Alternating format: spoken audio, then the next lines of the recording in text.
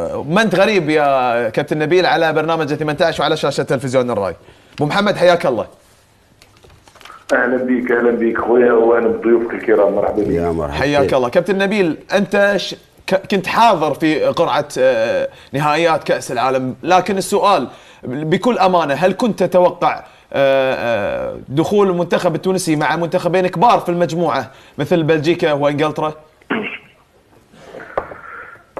اولا السلام عليكم ورحمه الله وبركاته. كنت اتمنى ايضا ان المنتخب الكويتي يكون موجود في روسيا ان شاء الله. المره القادمه يكون موجود في قطر يا رب. نشكرك دائما على حرصك مع المنتخب الكويتي، ودائما روحك موجوده مع المنتخب الكويتي للامانه كابتن نبيل.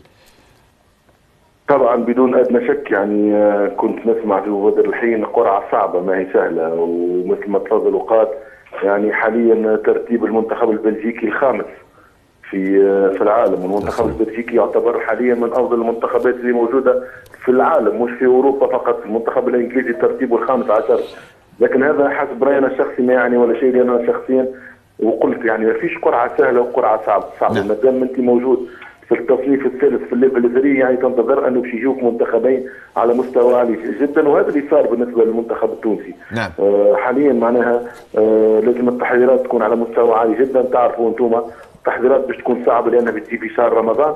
شهر رمضان يبدا يوم 14 او 15 ماي، نص شهر 5. نعم.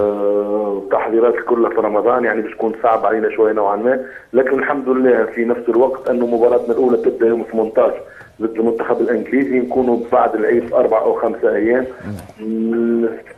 ارتاحوا شويه اللاعبين من رمضان وشويه تعب رمضان.